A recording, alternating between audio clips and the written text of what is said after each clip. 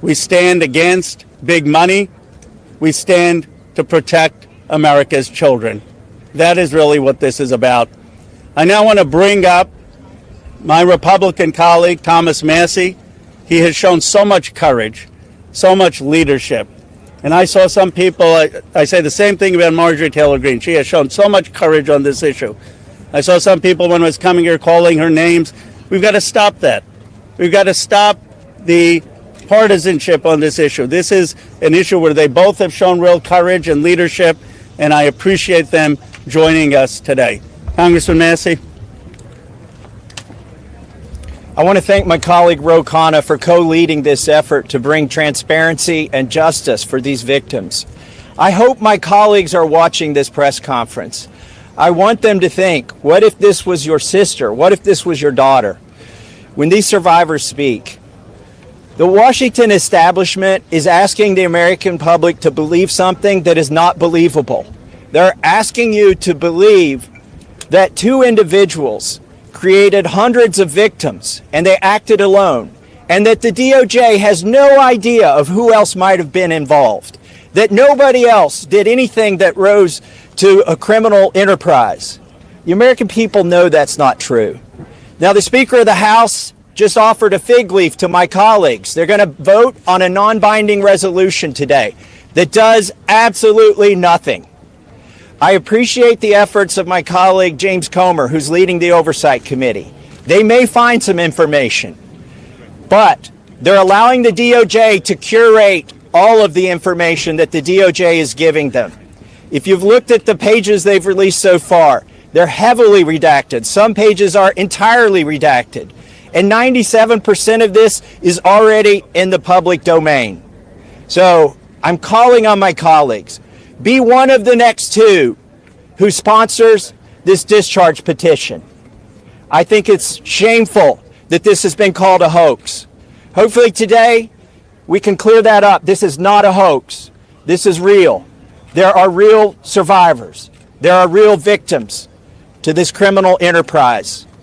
And the perpetrators are being protected because they're rich and powerful and political donors to the establishment here in Washington, D.C.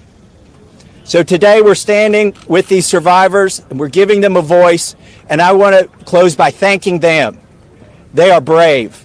I hope they encourage other survivors to come forward and to tell their stories, not just of Jeffrey Epstein and Maxwell, but anywhere in the country. This is a message that we are sending. This is a litmus test. Can we drain the swamp? Are there people who are outside of the reach of the law? I don't think there should be. So hopefully today we'll get 2 more signatures on the discharge petition. That's all we need. And with that, I want to introduce the bravest woman in Congress, Marjorie Taylor Greene. I find it interesting that the 3 Republican co-sponsors are women. These are women standing up for women. And Marjorie was the first to do it. And I think she deserves all of our gratitude for breaking that barrier and leading the way for the other Republicans. Hopefully they can find their spines as well. And with that, I give you Marjorie Taylor Greene. Yes. Good morning. This is my 5th year in Congress, and this is the largest press conference that I've seen since I've been here. And this is because this is an issue that matters so much to Americans. This is an issue that doesn't have political boundaries. It's an issue that Republicans and Democrats should never fight about. As a matter of fact, it's such an important issue that it should bring us all together. It's grieved me to watch the arguments and debates take place among my colleagues and even the administration. I think this is something that was worth fighting for. You see, the women behind me are going to tell you stories that you've never heard before. These are unimaginable horrors that they've lived with for their entire lives since they were very, very young. But these are also similar stories that many children, teenagers, women, and even men are enduring nightmares right now as we speak. You see, these women have been fighting since the 1990s. I heard one woman tell us yesterday since 1996. And they have carried with them shame. But I want to tell you something. The shame does not fall on these brave, courageous women. The shame falls on every single person that coldly turned a blind eye to their abuse. The shame falls on every single person that enabled it. The shame falls on every single person that took money to continue it. And the shame falls on the people in power over the past several decades that protected the monster, Jeffrey Epstein, and his cabal that continued a nightmare. Those people deserve the shame. And today we are coming forward and we are going to fight like hell for these women, because we have to fight like hell for those that are enduring sexual abuse and are living in a prison of shame. Anyone that is being abused, it is not your fault. You should live with no guilt or fear or shame. All of the fault belongs to the evil people that do these things to the innocent. This is the most important fight we can wage here in Congress, is fighting for innocent people that never receive justice. And the women behind me have never received justice. And do you want to know why? It's because Jeffrey Epstein somehow was able to walk among the most rich, powerful people, not only in America, but foreign countries. Yesterday, I heard countries like Saudi Arabia, Russia, and even Israel, and other countries. The truth needs to come out, and the government holds the truth. The cases that are sealed hold the truth. Jeffrey Epstein's estate holds the truth.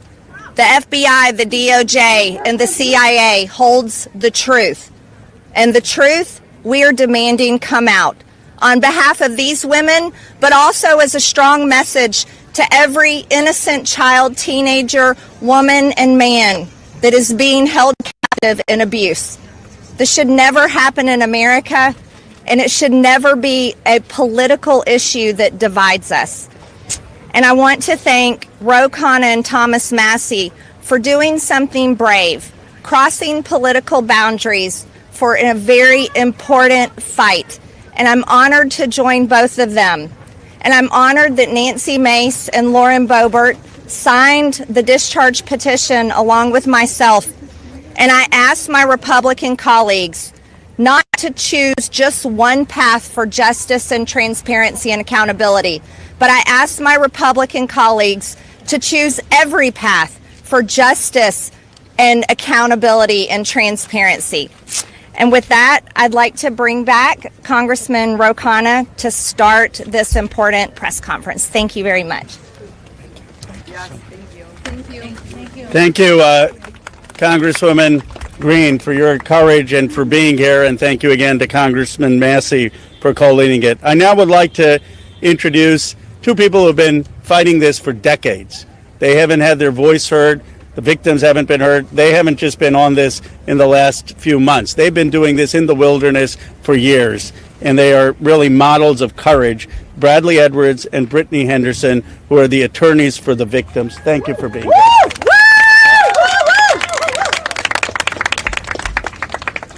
Thank you, Ro and Thomas Massey. I really appreciate you putting forth this discharge petition.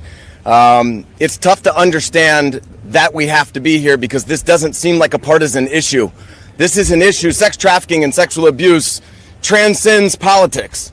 We as Americans expect equal protection under the law, and there can be no doubt that Jeffrey Epstein received far greater protection than any of the victims that he abused for years.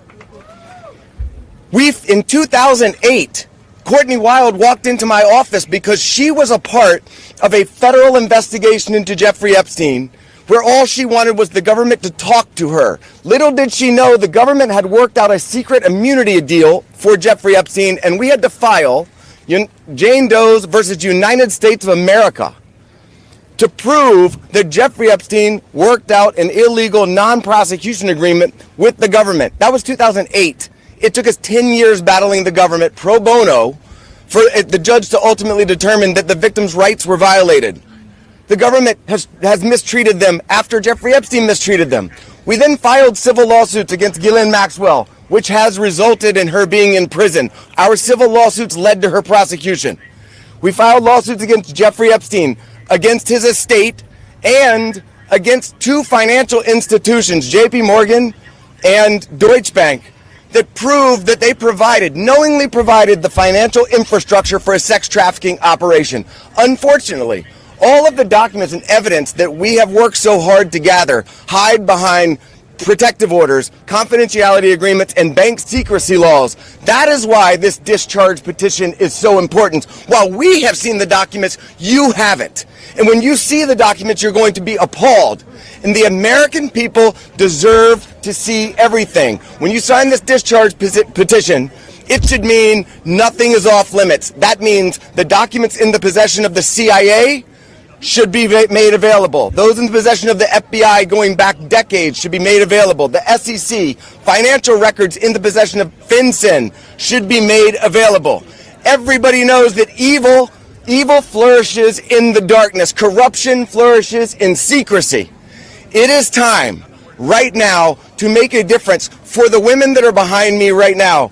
They have been courageous and fought through this whole thing. Whether you're a Republican or you're a Democrat, this one is an easy call. You're an American who cares about equal rights and equal protection under the law. If you care about these women, if you care about our country, and you care about this issue, this should pass with flying colors. I really appreciate everybody being here.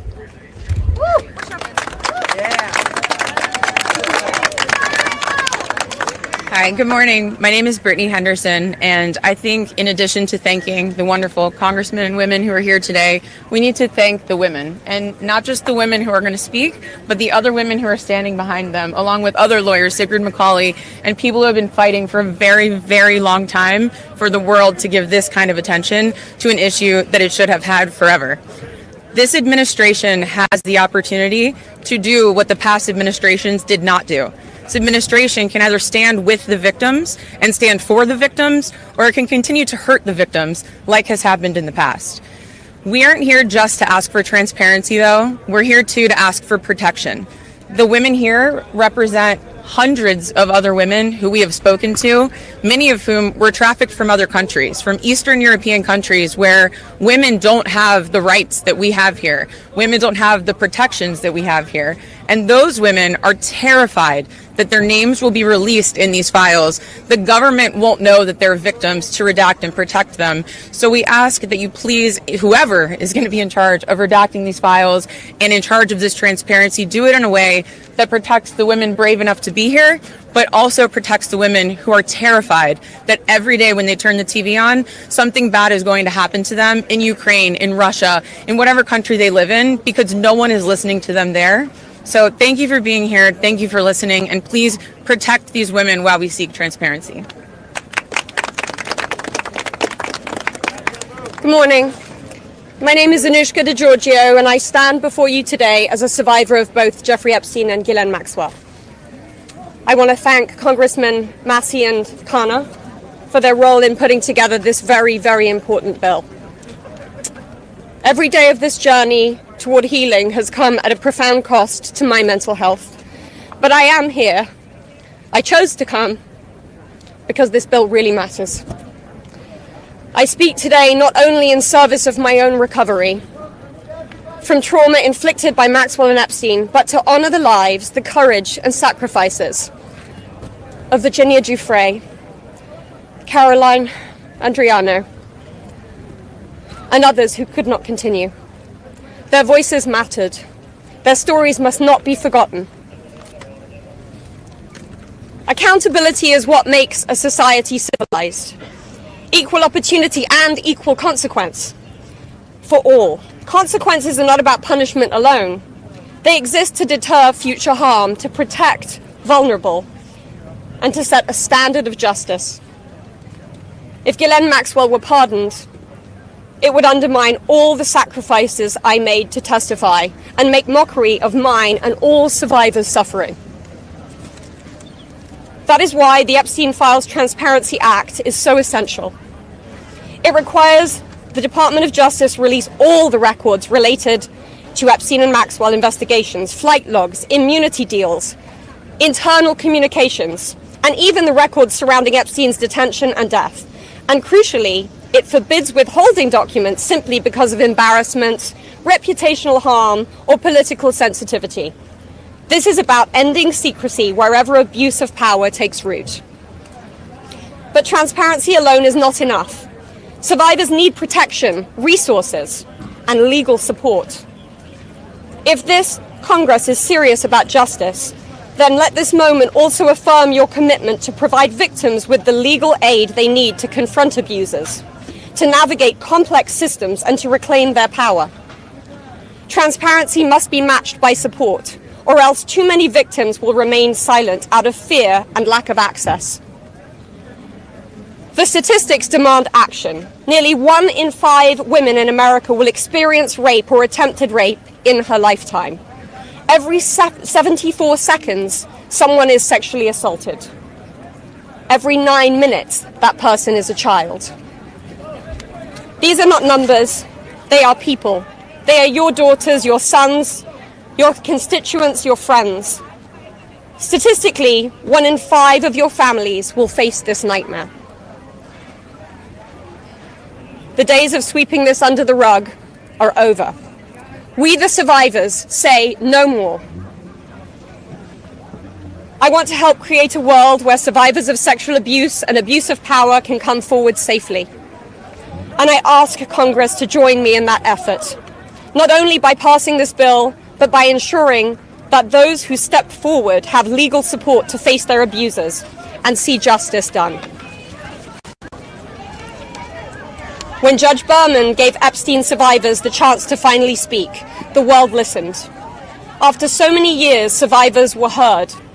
That moment was historic, and so is this moment. For me, the turning point was when I had my daughter, and on the day she was born, I knew I had a responsibility to protect her and to protect all children. I have to use my voice, the voice that had been silenced by fear and shame for so many years. Make no mistake, my polished exterior is a shield hiding a wound that still bleeds. But through this wound, I have found purpose. To be part of lasting change in how we confront exploitation and abuse. And to be clear, the only motive for opposing this bill would be to conceal wrongdoing. You have a choice. Stand with the truth, or with the lies that have protected predators for decades. I am no longer weak. I am no longer powerless. And I'm no longer alone. And with your vote, neither will the next generation be. President Trump, you have so much influence and power in this situation. Please use that influence and power to help us, because we need it now and this country needs it now. Thank you.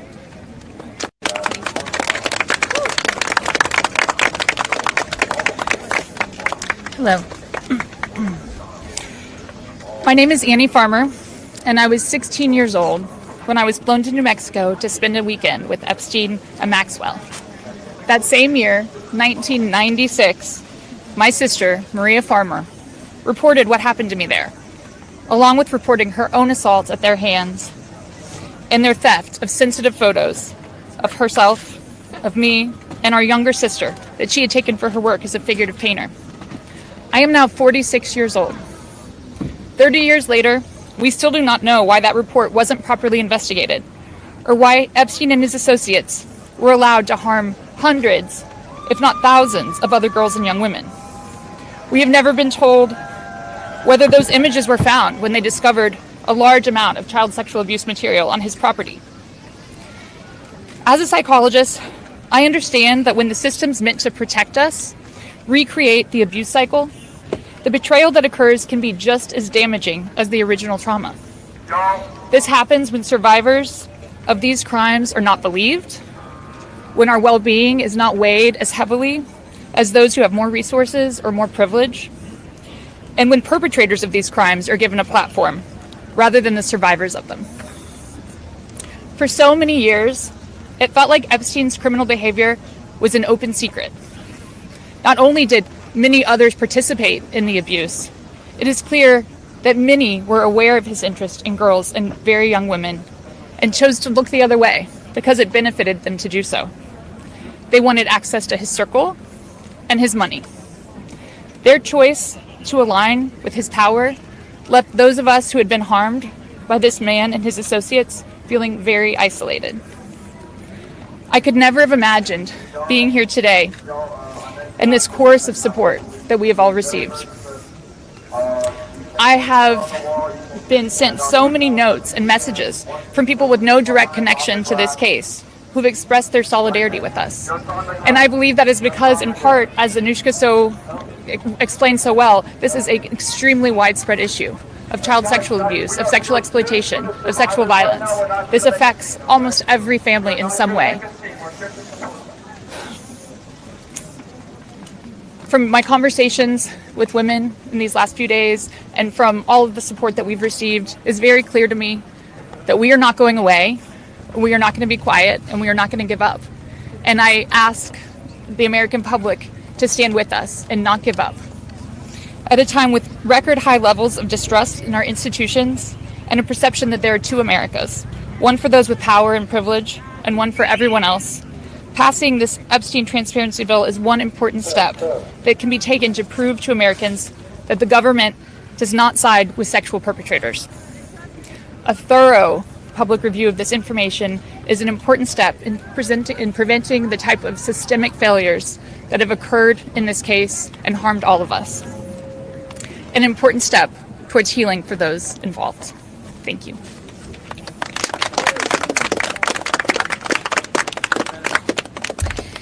Hello, everyone. I'd like to say thank you, everyone, for being here today on this very powerful and special day for all of us here. My name is Marina Lacerda. I was minor victim 1 in federal indictment of Jeffrey Epstein in New York in 2019. I was one of dozens of girls that I personally know who were forced into Jeffrey's mansion on 9 East 71 Street in New York City when we were just kids. Today is the first time that I ever speak publicly about what happened to me. I never thought that I would find myself here. The only reason that I am here is because it feels like the people who matter in this country finally care about what we have to say. As an immigrant from Brazil, I feel empowered knowing that the little girl struggling to get by at 14 and 15 years old finally has a voice. For the first time, I feel like I matter as an American. I was only 14 years old when I met Jeffrey. It was the summer of high school. I was working 3 jobs to try to support my mom and my sister when a friend of mine in the neighborhood told me that I could make $300 to give an older guy a massage. It went from a dream job to the worst nightmare. Jeffrey assistant Leslie Groff would call me and tell me that I needed to be at the house so often that I ended up dropping out of high school before 9th grade. And I never went back. From 14 to 17 years old, I went and worked for Jeffrey instead of receiving an education. Every day I hoped that he would offer me a real job as one of his assistants or something important. I would finally have made it big, as, like we say, the American dream. That day never came. I had no way out. I was, until he finally told me that I was too old. There are many pieces of my story that I can't remember, no matter how hard I try. The constant state of wonder causes me so much fear and so much confusion. My therapist says that my brain is just trying to protect itself, but it's so hard to begin to heal knowing that there are people out there who know more about my abuse than I do. The worst part is that the government is still in possession right now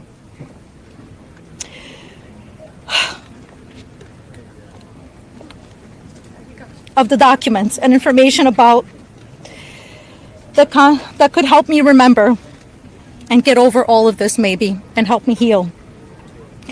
They have documents with my name on them that were confiscated from Jeffrey Epstein's house and could help me put the pieces of my own life back together. But I don't have any of it. And I know the same is true for many of these women.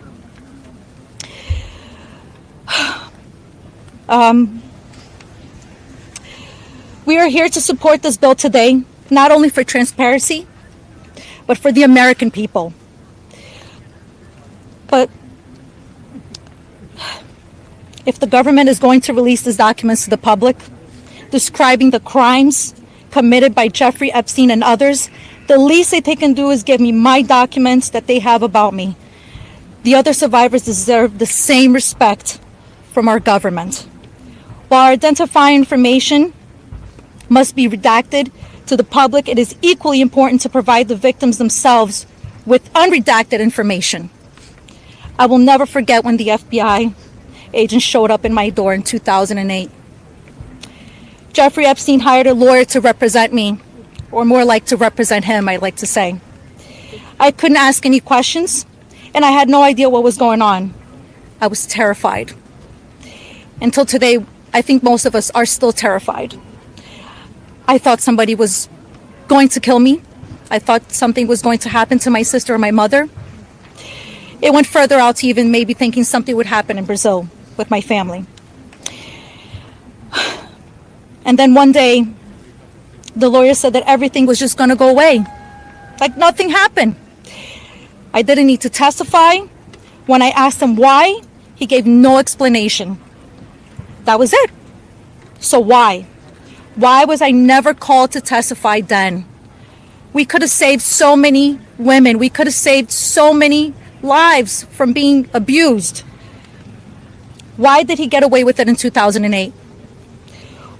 Why was he able to go on in the abuse with hundreds of girls after the Florida investigation? Why didn't they let me testify to help stop him? Our government could have saved so many women, but Jeffrey Epstein was too important and those women didn't matter. Why? Well, we matter now. We are here today and we are speaking and we are not going to stop speaking. Today, I stand here with the women who have really helped me to find the strength to come out and come forward to share my story for the very first time. Together, we are stronger than ever. While she may not be with us, Virginia Roberts, we will continue to use our voices to strengthen yours always. Thank you.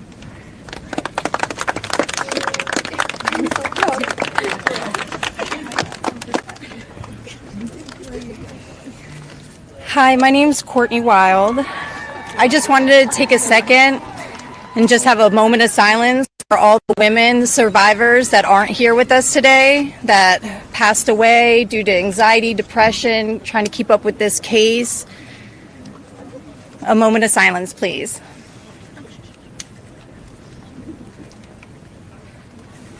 Thank you. My name is Courtney Wild. I was only 14 years old when I was introduced to Jeffrey Epstein by a 13-year-old friend of mine.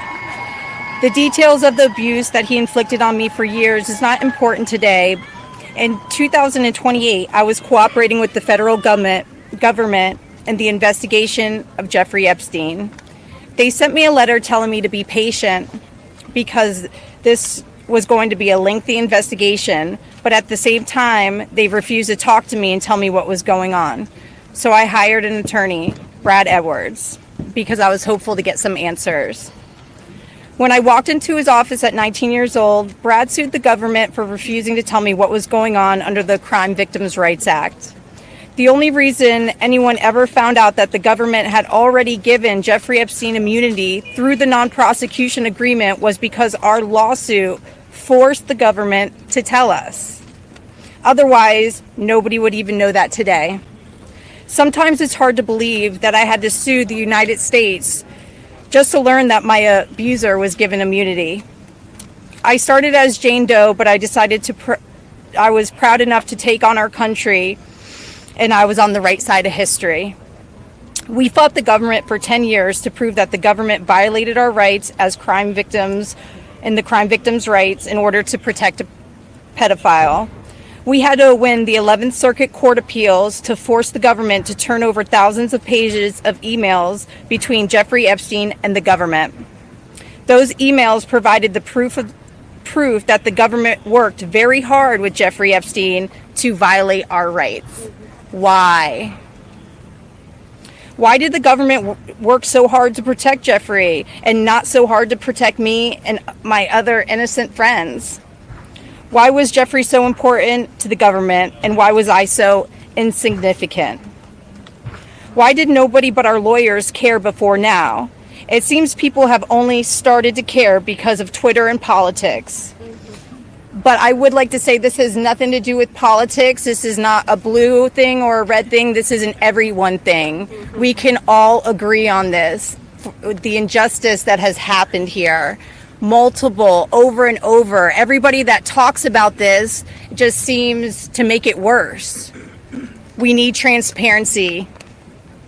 It's time for us to see beyond the curtain. Why was Jeffrey Epstein so protected? Who is still being protected? And who protected them all, so the world can understand how Jeffrey was able to abuse so many of us for so long. I was lucky to have Brad Edwards, Brittany Henderson, and Paul Cassell take on my case pro bono and fight fearlessly over 20 years' time. I would like to thank them, and I'd also like to ask the Trump administration to please sign off on the Crime Victims' Rights Reformed Act, the Courtney Wild Crime Victims' Rights Reformed Act that's we're trying to get passed here so we can close the loopholes in the CVRA case that Epstein's attorney used to their benefit to get away with this. Thank you so much.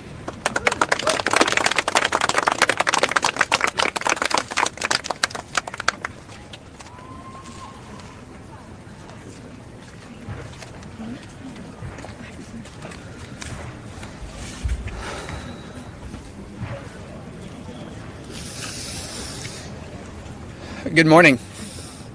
First and foremost, we want to extend our deepest gratitude to Brad and Brittany Edwards, Congressman Massey and Kana, and above all, the brave survivors who have entrusted us with the privilege of speaking today on behalf of Virginia Roberts Giuffre as her family.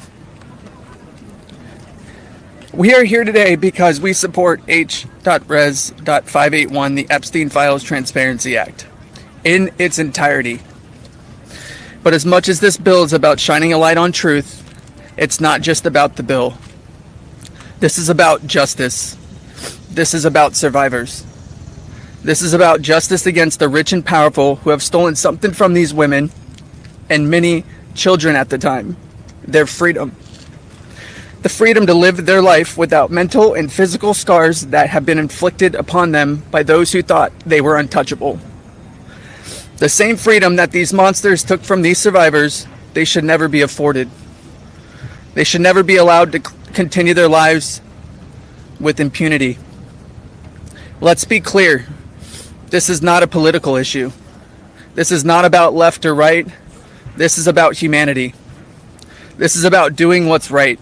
And this is about ensuring that the future we leave behind isn't one where the powerful can hide behind their wealth, their influence, and their money to evade justice. Our plea to you, whether you're a dad, a mom, a brother, or a sister, look your young ones in the face.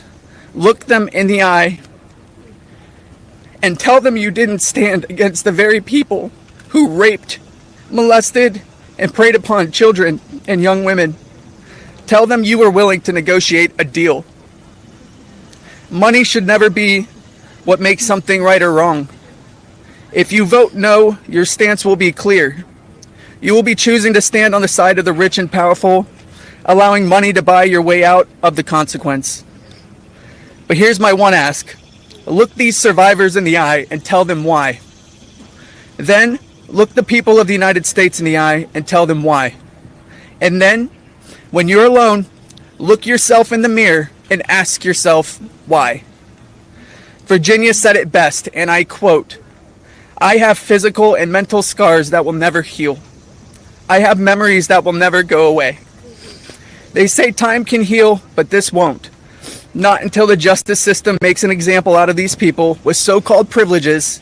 I just call it money. The only time I can begin to heal is when their freedom is taken from them, just like they did to me and literally thousands of other victims. The survivors of this horrific abuse are watching. The American people are watching. And history is watching.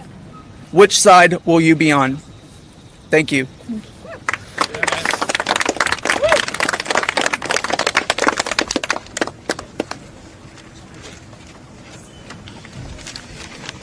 Hello, my name is Jenna Lisa Jones, and I was only 14 years old when my friend brought me over to Jeffrey Epstein's house in Palm Beach in 2003. I had a terrible home life, but I was such an innocent kid then. I always did my best in school, and I had such a positive outlook on life. Until that day that I met Jeffrey, I have never been more scared in my life than I was that first time that he hurt me. I remember crying the entire way home, thinking about how I couldn't ever tell anyone about what actually happened in that house. This guy was so rich and had so many pictures with so many famous people, and no one would have ever believed me if I told them. I want to thank Congressman Rowe and Congressman Thomas Massey for having me here today. It was really hard for me to find my voice and to become strong enough to speak about my abuse. I didn't come forward until 2019, and even then it was like I was afraid of a ghost. I know that I was just a little kid, but sometimes I still feel like it is my fault that this happened.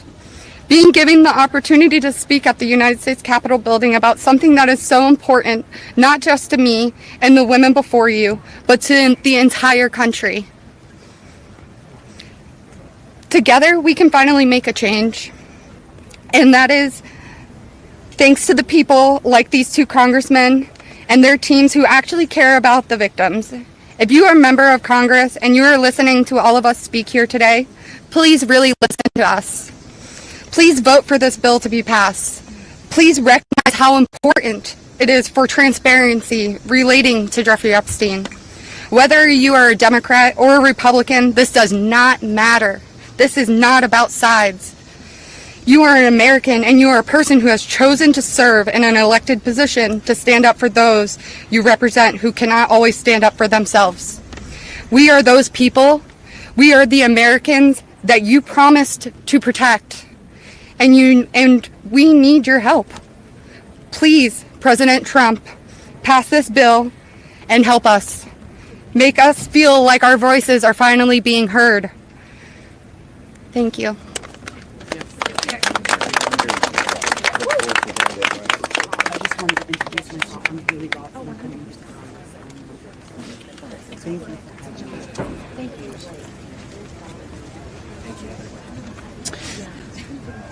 Good afternoon. My name is Haley Robson. I was a 16-year-old high school student athlete who made good grades and had high aspirations for college when I was recruited and asked by a classmate of mine alongside with a 20-year-old male if I wanted to give an old rich guy a massage. But what high school girl would not want to do that? That day changed my life forever. And when I got into the massage room, Jeffrey Epstein undressed and asked me to do things to him. My eyes welled up with tears, and I have never been more scared in my life. When it was over, he paid me $200 and requested in exchange that I bring a girl each time to make another $200.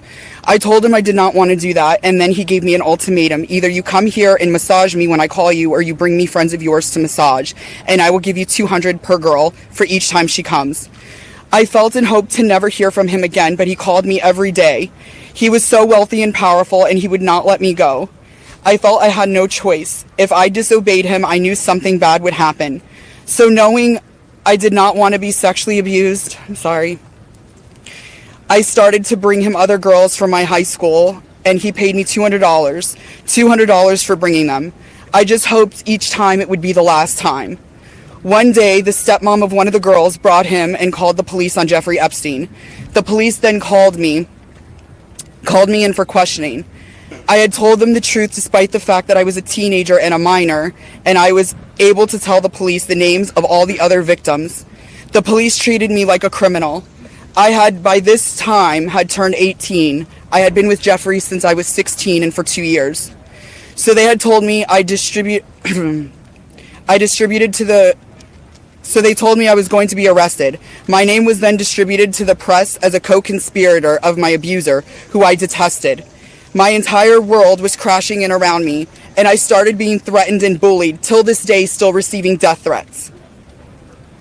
I was singled out and for many years had to suffer a smear campaign of lies about me because of the way that I was portrayed by the press. The press made me out to be a predator when I was just a 16-year-old little girl who was sexually abused by a powerful man and an evil man. For years, I had no friends. My boyfriend was murdered, and there was nowhere to turn. The government, after investigating more, learned that I was true a victim, but the damage was done and it was too late. There was no way to undo the harm the press had caused me. In 2019, I met Brad Edwards and Brittany Henderson. They changed my life and they believed in me and have helped me to finally heal. Healing is a process, and I may never get there. But the passage of this bill requiring the government to produce all the evidence that it has gathered on Jeffrey Epstein and Ghislaine Maxwell is a huge component of healing for me and for the many other women who have suffered for so long. For many reasons. First, we and the rest of the world need answers. Why was he so protected? And why didn't anyone ever care to stop him? It doesn't take a brain surgeon to know that if he is spending thousands of dollars a day paying high school girls he abuses and had a lot of access to cash. I learned through my attorneys in the JP Morgan class action case that there were years when his staff withdrew over $1 million in cash a year. Was that not a big enough red flag? There were wire transfers to other victims, and the government did not protect us. The banks did not protect us. So lift the curtain on these files and be transparent. Every single time a new conspiracy gets circulated in the media, whether he is still alive, what powerful person had him murdered, who was on the Epstein client list, and there are names going around on TikTok and Instagram, we, the survivors, are suffering. We take our kids to school and everyone is talking about it. We can't read the news or do anything without hearing crazy stories that are only able to live on because the government continues to hide the evidence and the truth. So people just make up stories. Those stories hurt. They hurt real people who have already been hurt. And we have lost so many Epstein victims to suicide, and maintaining the real truth in secrecy only allows for conspiracy theorists to tell lies that drives up our anxiety and fears and will continue to lead to more pain, more suffering, and honestly, more deaths of innocent victims. It's time you do is right by us. Unseal all the documents. We are requesting transparency, and I am requesting every congressman and woman that goes against this bill be outed. I want to know. Thank you. That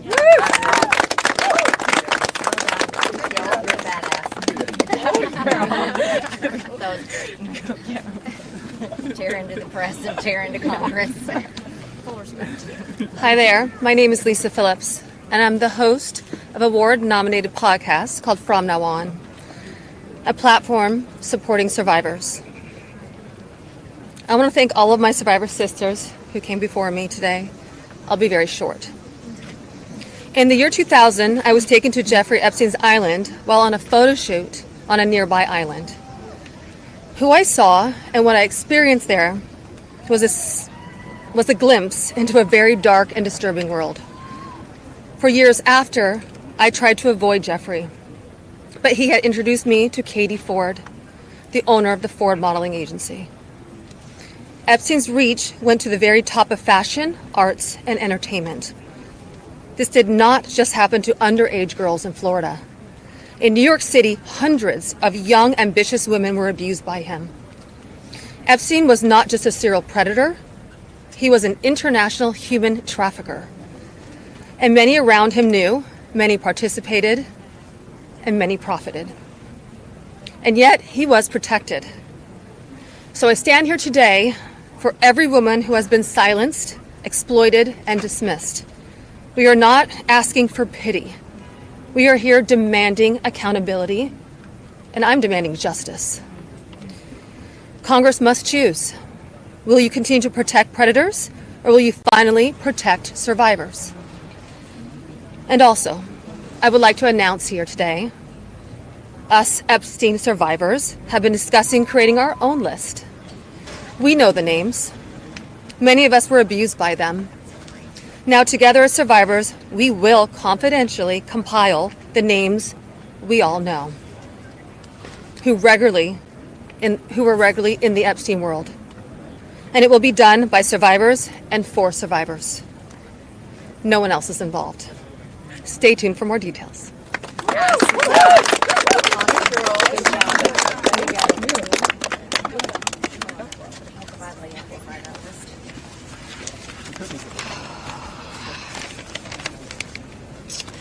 Hello, my name is Shantae Davies, and I'm here before you today as a survivor of decades of pain, trauma, and betrayal at the hands of Ghislaine Maxwell and Jeffrey Epstein, and the people who enabled them, and a government that for far too long refused to help.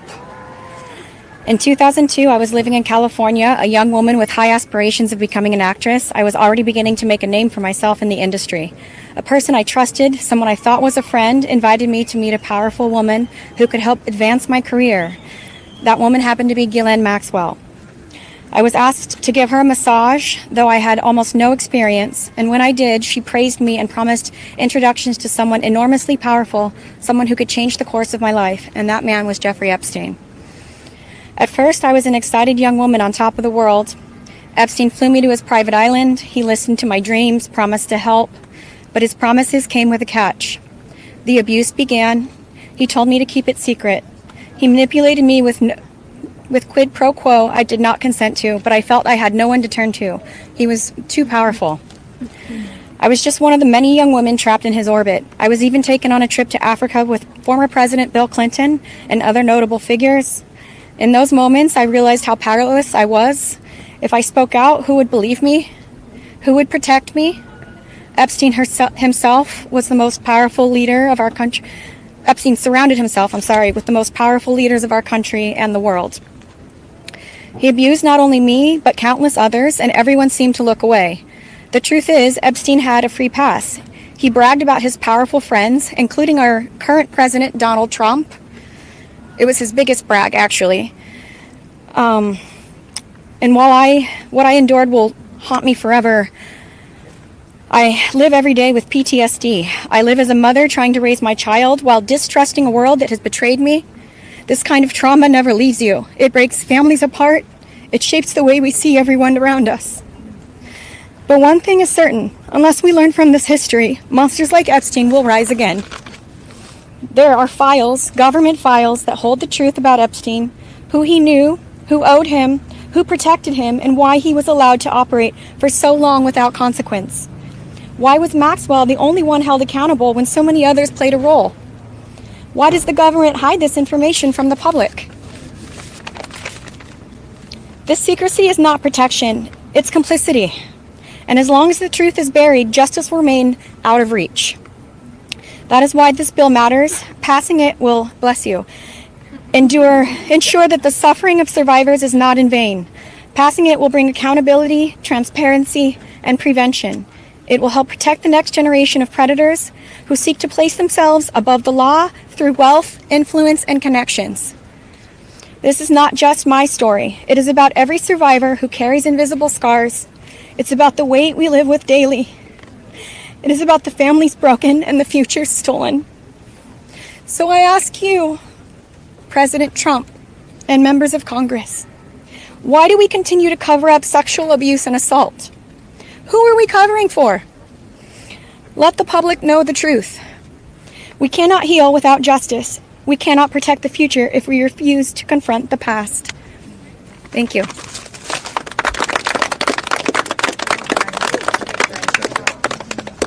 Let's just give a round of applause for all the courage and strength that the survivors have shown. We now will take a few questions. You can always get Congressman Massey, me, or Congresswoman Green in the hallways and other places. If you have questions for us, that's fine. But I wanted to see first if you have questions for the lawyers and the survivors, and Brad will facilitate any of the questions to the survivors. Yes. Yeah. This question would be for the survivors, Mr. Edwards. The president has said that this Epstein issue is a hoax, is the words that he used. Can we get your reactions to what you think when you hear him say that? I'll answer that. Mr. President Donald J. Trump, I am a registered Republican, not that that matters because this is not political. However, I cordially invite you to the Capitol to meet me in person so you can understand this is not a hoax. We are real human beings. This is real trauma. What does it feel like emotionally to hear that? Devastating. It's being gutted from the inside out. Not that I would know what that feels like, but I imagine it's the anxiety buildup with the depression and the survival mode, and then your nervous system goes limp and ironically is shot, and it feels like you just want to explode inside because nobody, again, is understanding that this is a real situation. These women are real. We're here in person. To say that it's a hoax is just not... Please humanize us. I would like Donald J. Trump and every person in America and around the world to humanize us, to see us for who we are and to hear us for what we have to say. There is no hoax. The abuse was real. Now, what goes on behind closed doors, I can't speak for that. What happens around the world politically, I cannot speak for that. But I am here with all of these women, including our attorneys, and I would be more than happy to meet with him, and I will meet him halfway. Mr. Edwards, I wonder if any of the victims could respond to the news from recently about Ghislaine Maxwell being transferred to a lower security prison in the aftermath of speaking to Todd White. You want that one? About her transfer to a... Oh, yeah. I'm happy to speak to that. We were horrified to learn that she had been transferred to a prison camp. She is someone who was found guilty by a jury of sex trafficking. She not only, we often hear that she procured women for Jeffrey, which I think is a very sort of polite and minimizing term. She also participated in the abuse. She was a major architect of the scheme. And the fact that she's painted herself as a victim, I think is disgusting. And it was horrifying, I think, to us that we were not told about her prison transfer. We found out about it in the news. 1 minute, I think Anushka maybe. So, Anushka DeGiorgio, I testified alongside Annie at the trial of Ghislaine Maxwell.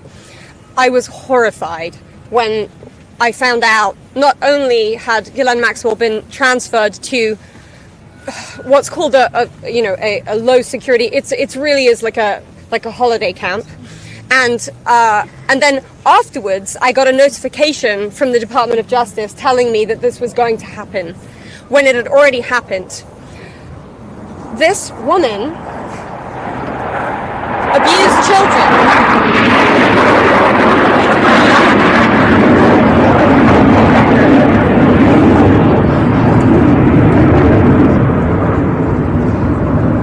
I was abused by Jeffrey Epstein and Ghislaine Maxwell for over 10 years. Ghislaine Maxwell was present for some of my abuse at the hand of Jeffrey Epstein. She was present, she was complicit, she was enabling, and it is appalling and disgusting. And it's one of my worst nightmares that she not only be transferred, but at the possibility that's very much going around that she might be pardoned. This is not okay, guys. This is not okay. And I just want to add that I think it sends a very dangerous message to our country, to the young people in our country, that someone that we all know is aware of these crimes could be given a pass. And just for the last survivor who just spoke, the last survivor who just spoke, she said that Epstein would brag about her relationship with Donald Trump. Could she please elaborate about that? And anybody Shante. get to the microphones. Get close. Yeah, I did say that.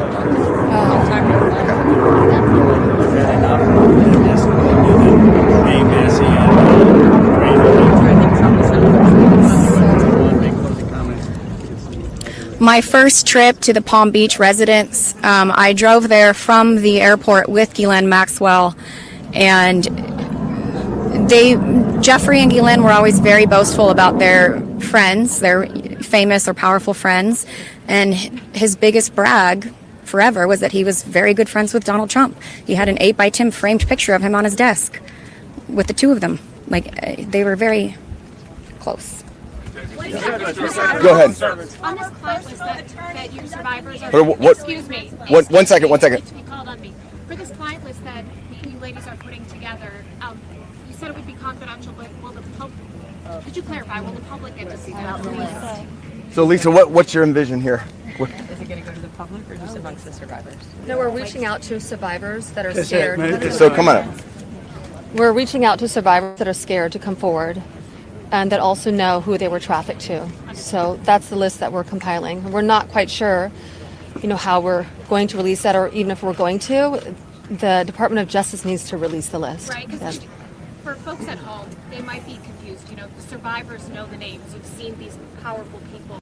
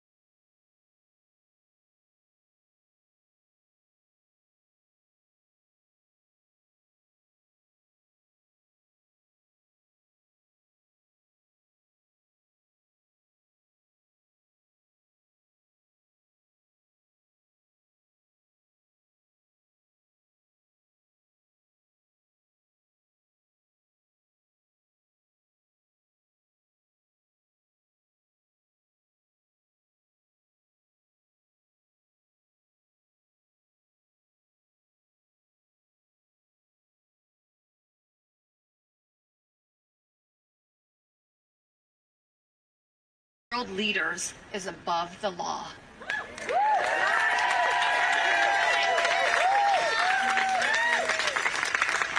And let me announce now, several of us Epstein survivors have been discussing creating our own list of names.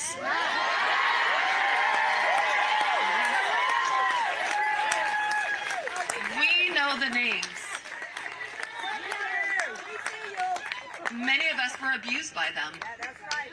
Now together as survivors, we will confidentially compile the names we all know were regularly in the Epstein world.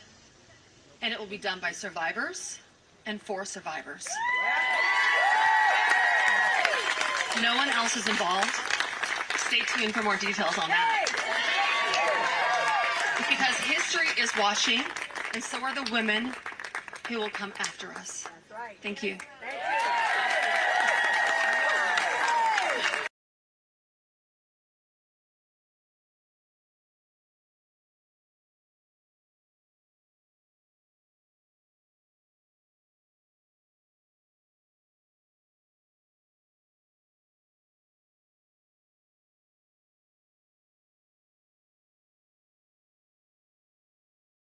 provides the transparency that the country deserves, and most importantly, the survivors deserve.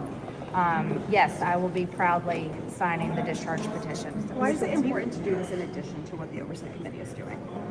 Me personally, and I believe in transparency on all levels. And this shouldn't have been a battle, and unfortunately, it has been one. And you know, as a woman myself, as a mother of 2 daughters, I can't imagine any young girl or any young woman being victimized and having the government and different people in power and basically a cabal of powerful, rich people, as well as the government, cover this up and not prosecute these monsters.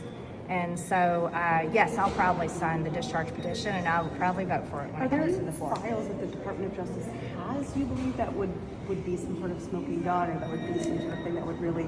Is there something specific that you know exists that you were trying to get, or is this in case there is something? So I think all of us are learning as we go, and from what I learned today in our meeting, it's very lengthy, and there was a lot of information given gratefully.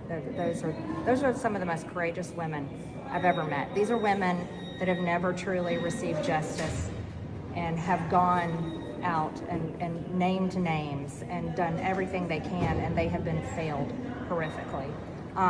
But there's information, but it lies in different places. One place is in the case in New York. Another place would lie within the estate, Jeffrey Epstein's estate.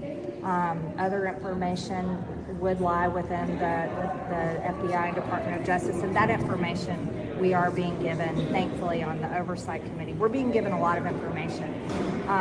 There's also information in civil cases and trials. So there's information in many different places, and it'll require quite a pursuit to get it. Have you heard from White House officials who are trying to undercut this discharge petition at this moment? I haven't talked to anybody from the White House trying to undercut. The question would be for the survivors, Mr. Edwards. The president has said that this Epstein issue is a hoax, is the words that he used. Can we get your reactions to what you think when you hear him say that? I'll answer that. Mr. President Donald J. Trump, I am a registered Republican, not that that matters because this is not political. However, I cordially invite you to the Capitol to meet me in person so you can understand this is not a hoax. We are real human beings. This is real trauma. What does it feel like emotionally to hear that? Devastating. It's being gutted from the inside out. Not that I would know what that feels like, but I imagine it's the anxiety buildup with the depression and the survival mode, and then your nervous system goes limp and ironically is shot, and it feels like you just want to explode inside because nobody, again, is understanding that this is a real situation.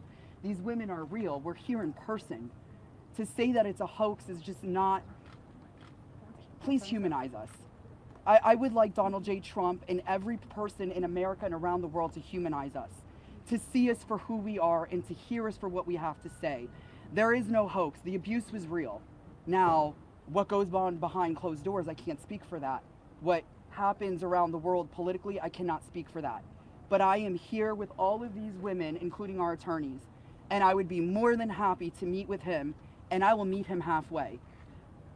Mr.